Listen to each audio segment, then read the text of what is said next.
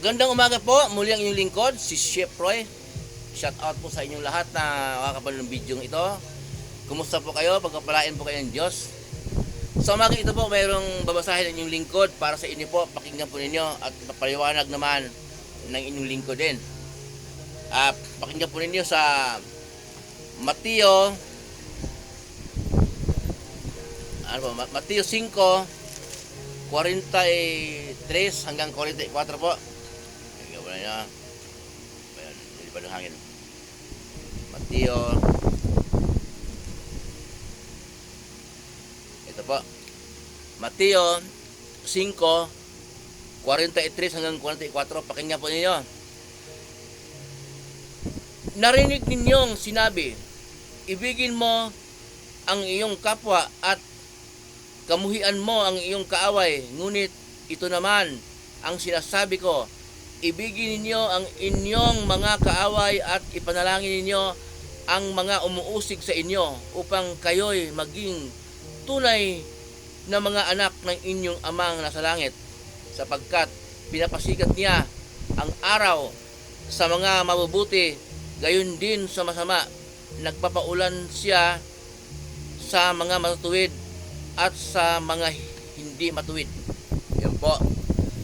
Ang sabi ng ating Panginoong Hesus po, ito po yung salita ng ating Panginoong Hesus, sulat po ng kanyang mga apostol. Ang sabi po niya, narinig ninyo, sinasabi, ibigin mo ang iyong kapwa at kamuhian mo ang iyong kaaway. Lagi po kung sinasabi sa inyo na ang utos doon sa lumang tipan na pinadaan kay Moises, utos ng Diyos, binago po ng Diyos. Kaya po sinabi ni Jesus naman dito na ibigin niyo yung kapwa at kamuhian mo yung kaaway. Ngunit ito naman ang sinasabi ko, ibigin ninyo ang inyong kaaway at ipanalangin ang lahat ng umuusig sa inyo. Hindi po yung iba yung utos ng ating Panginoong Hesus, maliwanag po na iniba ng Diyos. Binago ng Diyos, maliwanag po. Hindi po yung kaaway mo, ibigin mo pag sweldo, ibili mo ng sapatos, ibili mo ng cellphone. Hindi po. Ibigin mo yung kaaway mo siya. Yung sabihin mo ang kanyang kamalian. Okay? Tapos magpakumbaba ka sa kanya.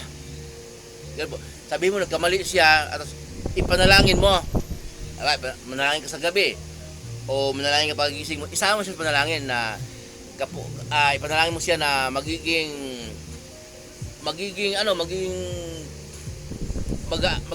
magagaanan kayo ng kalooban. Ipanalangin po, yan ang ibig sabihin nito. Ibigin mong yung kaaway upang maging ganap kayong tunay na anak ng inyong amang nasa langit. Yun po ang sinasabi ng ating Panginoong Hesus dito. At dito po naman, sinabi niya, sapagkat pinapasikat niya ang araw sa mga mabubuti at masama. Ito po yung sagot sa tanong na, Chef Roy, di ba ang Diyos ay pag-ibig? Ayun po, kahit masama ka, sabi din niya dito, nagpapaulan siya sa mga matutuwid at sa hindi matuwid. Kahit masama ka, hindi ka mananampalataya, ano po yung parang masagana ka sa buhay. Meron din gano'n, di ba? Hindi man mananampalataya pero masagana sa buhay. Kaya po, yun ang ibig sabihin dito. Ang Diyos ay nagpapaulan sa mga masama at matuwid. At pinasikat niya ang kanyang araw sa mabubuti at sa mga hindi mabuti. Yun po ang ibig sabihin po noon. Ang Diyos ay pag-ibig. Kahit na hindi ka mananampalataya, kahit na hindi ka sumasamba sa Kanya, kahit hindi ka sumasampalataya, kahit hindi tayo sumusunod sa turo ng kanyang anak ng ating Panginoong Hesus, yun po ay masagana tayo sa buhay, marami kang pagkain, marami kang pera. Yun po, ibig sabihin po noon, kahit na marami kang pera o masagana ka sa buhay, huwag mo agad na angkinin na pinagpala ka ng Diyos. Paano kung hindi ka naman mananampalataya? Paano ka pinagpala ng Diyos? Kasi si Satanas, din nandyan lang yun. Ang Diyos talaga, nandyan si Satanas, kung yung ayaw mo sa Diyos, sa Kanya ka. Kaya ang Diyos mo naman, pinagpala ka, ganon. Yung binasa yung lingkod na nagkapaulan ang Diyos sa mga masama at sa mga mabubuti. Pantay lang po yon.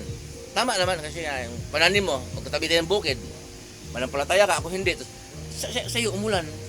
Sa akin hindi. Kaya pantay-pantay po yun. Kaya po minsan, mayroon tayong mapansin na masaganang tao, hindi manampalataya, maraming kotse, maraming ari-arian, malakas ang negosyo, pero hindi manampalataya. Pero pinapasagana po ng Diyos. Yun po yung salita noon ng ang Diyos ay pag-ibig. Yun po yung mga sagot sa katanungan po na ang Diyos ay pag-ibig. Kumakain ka naman, hindi ka naman manampalataya, pasagana ka. Kung yun namang nabubuhay naman na kapos, kaloob ng Diyos yun. Kasi po kung manampalataya ka nga, pero kapos ka naman sa kabuhayan, kaloob ng Diyos kasi nga, pagka maging masagana ka, baka magkasala ka, baka makalimutan mo siya. Ganun. Tansyado po ng Diyos.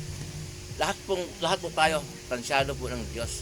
Muli po ang inyong lingkod, si Chef Roy. Mabuhay po kayo, ingatan po kayo ng Diyos. Pagpalain po kayo ng Diyos, sasamahan kayo ng Diyos kahit saan po kayo pupunta. Pagpalain po kayo ng Diyos sa mga pinasukan yung trabaho, anumang negosyo at pinagkakitaan ninyo ayon sa kanyang kalooban.